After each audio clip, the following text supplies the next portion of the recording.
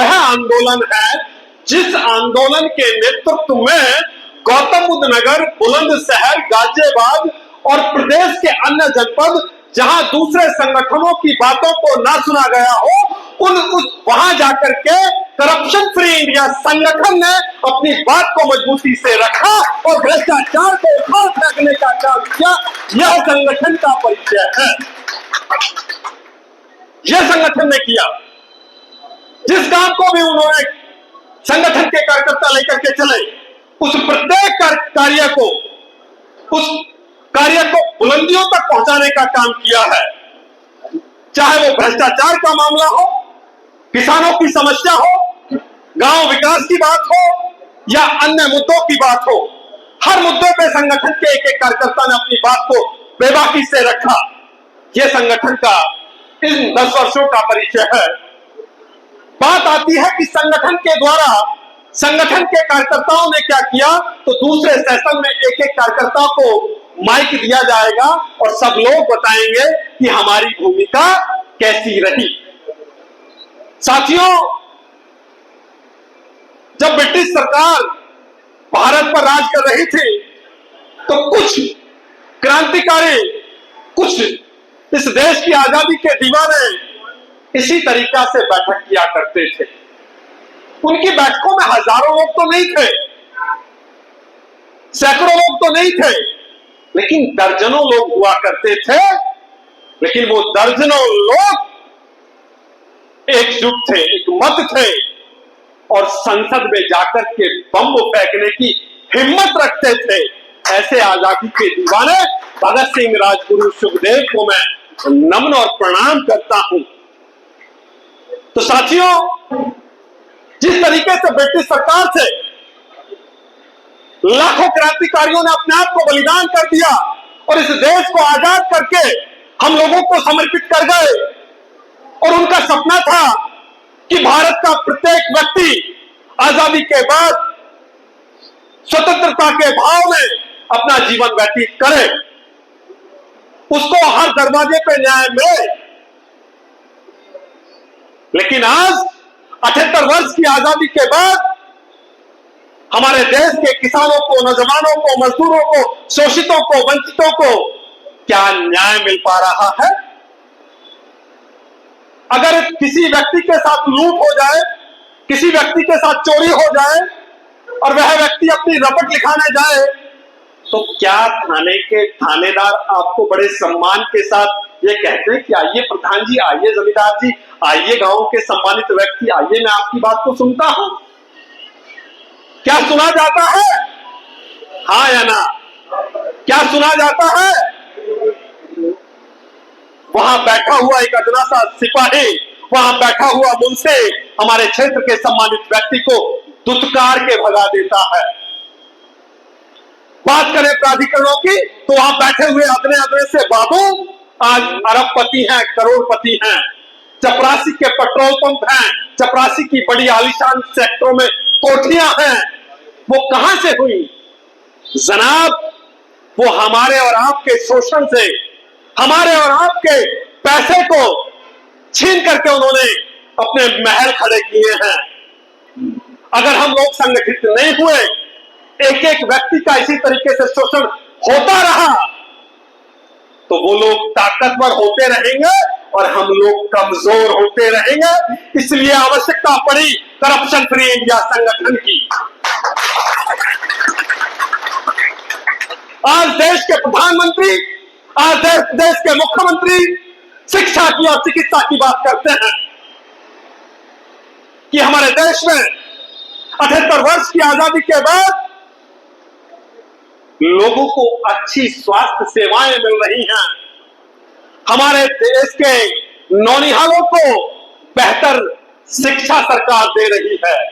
क्या सरकारी स्कूल और सरकारी अस्पतालों में हम लोगों को सुविधाएं मिलती हैं?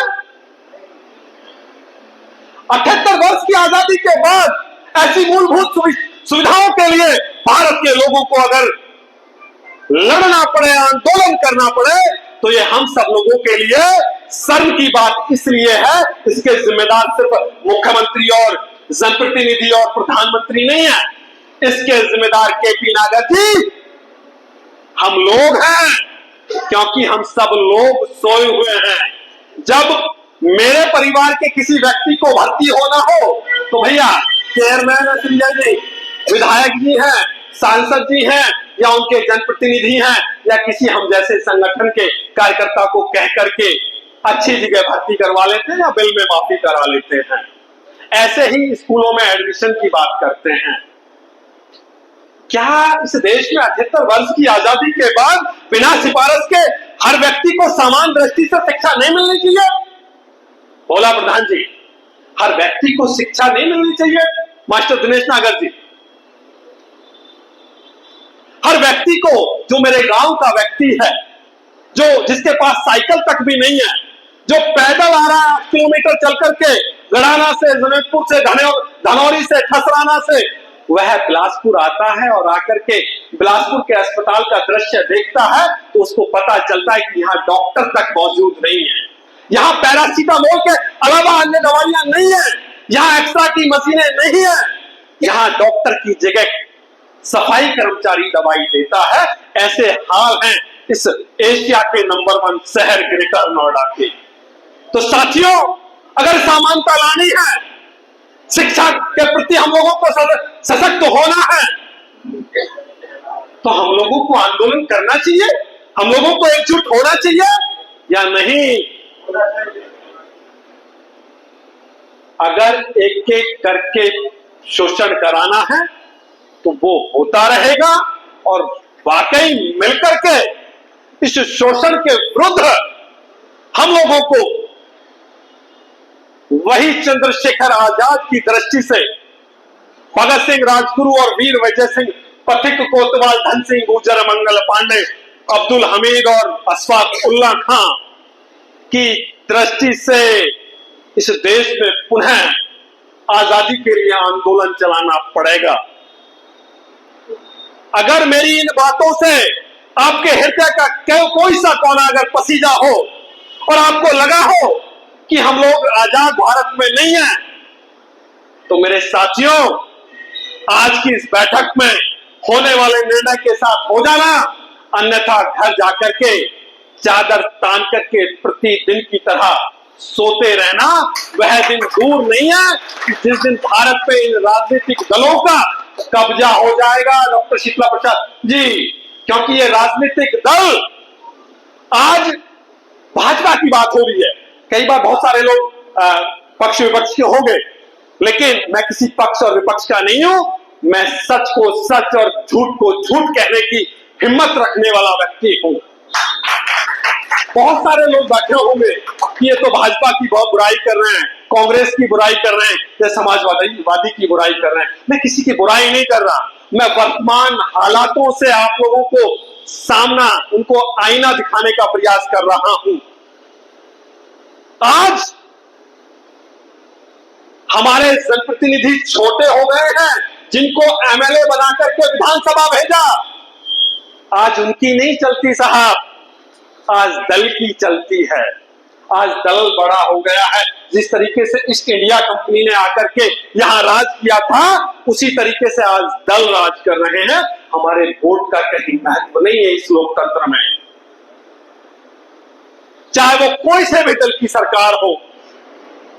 अगर हम लोगों को वाकई 78 वर्ष के बाद सही मूल्यों में लोकतंत्र स्थापित करना है और देश के लोगों को, धीर सिंह भाटी जी, आजादी और उनको सम्मान दिलाना है, तो भाई करप्शन फ्री इंडिया संगठन के साथ जुड़ करके इस मुहिम को आगे लेकर के बढ़ चलो, अन्यथा अफसोस करने के अलावा कुछ नहीं होगा।